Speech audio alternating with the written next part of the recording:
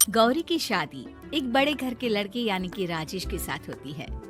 राजेश की 4 बहनें हैं और सभी अपने भाई पर जान छिड़कती है। अरे पापा, ये राजेश के लिए कैसी छोटी सी हिट की लड़की ब्याह लाए आप। हम लोगों का भाई तो राजकुमार है, उसके लिए तो कोई राजकुमारी होनी चाहिए थी। गौरी को ननद की बात बुरी लगती है और वो रोने लगती है। अरे क्यों गला फाड़ रही है? क्या गलत बोल दिया मेरी बेटी ने? एकलौता बेटा है हमारा, समझी? वो तो तेरे ससुर हाँ कराए थे, वरना मैं तो ना करवाती तेरी शादी अपने हीरे जैसे बेटे से। ननदे सास को भरती और सास गौरी से लड़ती। ये क्या है? तुम्हारी बहनें और माँ आए दिन मुझे खरी खोटी सुनाती रहती है। क्यों नहीं बोलते उन लोगों को कुछ? अरे क्या बोलूं? अब उन लोगों का इकलौता भाई और बेटा होना, तो वो लोग थोड़े इमोशनल है मुझे लेकर, समझा करो ना। और कौन सा वो लोग रोज आते हैं ससुराल से? माना एक साथ नहीं आती, लेकिन रोज कोई ना कोई तो खड़ा ही रहता है ना। खैर, जैसे तैसे कुछ साल गुजरते हैं। गौरी एक प्यारे से बेटी की माँ बनती है। सुनिए, हर बात पर ससुर जी से पैसा मांगना ठीक नहीं लगता। आप कोई काम क्यों नहीं करते हैं? काम तो मैंने कभी किया ही नहीं गौरी। पापा के पास इतना पैसा है कि मुझे जरूरत ही नहीं पड़ी। लेकिन कहते हैं ना, हर दिन एक सा नहीं होता। गौरी के ससुर की मृत्यु हो जाती है और घर में गरीबी छा जाती है। गौरी ननद को फोन करती है। दीदी, अब जीजा जी को बोलकर इन्हें कहीं नौकरी दिलवा दो ना। घर चलाना मुश्किल हो रहा है। माँ जी की भी तबीयत खराब रहती है। दवाई का खर्चा और मुन्ने की पढ़ाई का खर्चा काफी है। कुछ मदद मिल जाएगी दीदी। देखो गौरी, तुम तो जानती हो मेरे खुद के 3 बच्चे हैं, तो ये मत सोचना कि बात घुमा कर बोलोगी तो मैं कुछ मदद कर दूंगी। अब पति तुम्हारा है, सास तुम्हारी है, तो करना तो तुमको ही है ना। हम भी तो निभा रहे हैं। खैर, बोल दूंगी इनको। गौरी समझ जाती है। वो दूसरी ननद को फोन करती है, लेकिन माँ से भी उसे कुछ ऐसा ही जवाब मिलता है। अरे भाभी, हमारा भाई कैसे काम करेगा? वो तो राजकुमार है। बस आप जरा माँ का ख्याल रखो, उन्हें कोई तकलीफ मत होने देना। बाकी करते हैं बात आराम से। गौरी के सामने संकट आ जाता है कि वो कैसे अपना परिवार चलाए। ना पति काम करना चाहता है और ना ननदे मदद। फिर एक रोज गौरी की सहेली कहती है, गौरी, मैं ना एक फैक्ट्री में काम करती हूँ, तुम्हारी परेशानी समझ सकती हूँ। क्यों नहीं तुम भी मेरे साथ वहाँ काम करती? अरे लेकिन मुन्ना तो छोटा है ना। तो क्या हुआ? तेरी सास और पति तो घर पर ही हैं, वो लोग संभाल लेंगे। तू चल मेरे साथ।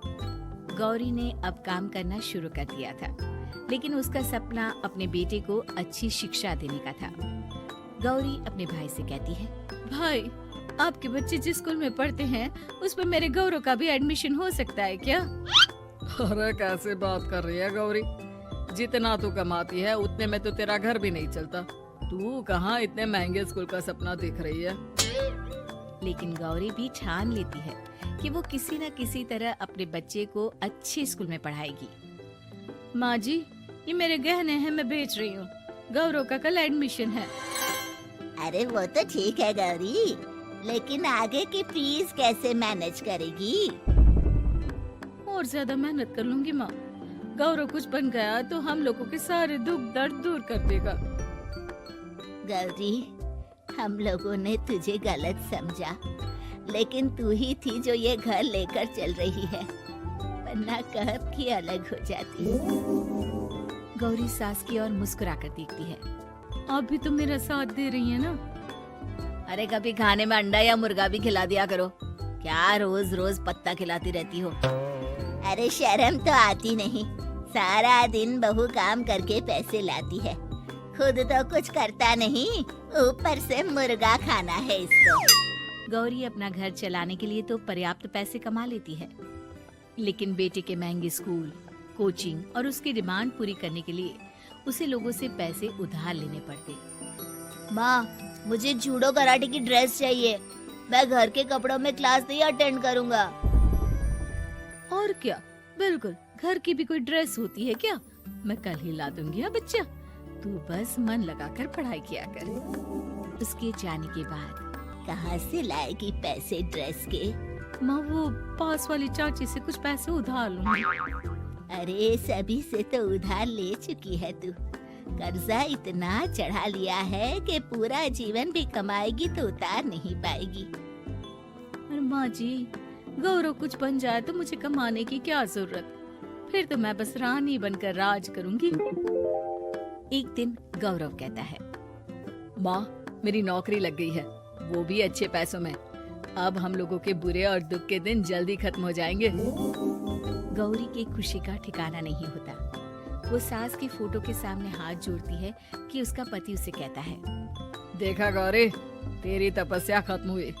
इतने सालों से जो तू फैक्ट्री में नौकरी कर रही है, अब तू आराम कर सकती है। अरे नहीं नहीं, अभी तो नौकरी लगी है, कुछ दिन कुछ पैसे कमा तो लेने दो। कुछ महीनों बाद गौरी की ननद गौरव के लिए रिश्ता लेकर आती है।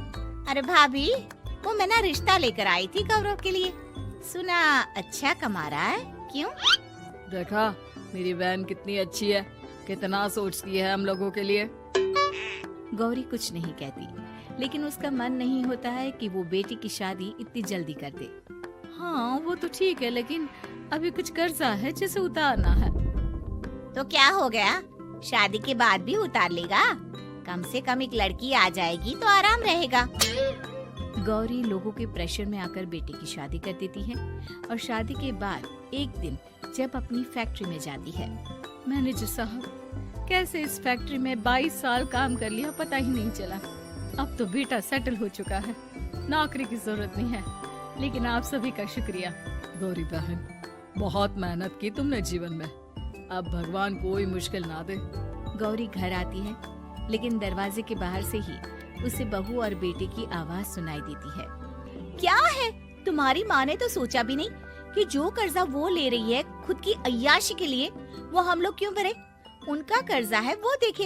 हाँ लेकिन क्या करूँ, माँ को छोड़कर रह भी तो नहीं सकता ना। अरे रह नहीं सकते तो क्या करोगे, पूरी जिंदगी उनका कर्जा चुकाते रहोगे। कल को हमारी भी फैमिली बढ़ेगी, कैसे मैनेज करेंगे? मैं नहीं जानती, साफ साफ बोल दो पैसे नहीं है फालतू के। जिसका कर्जा है वही निपटाए।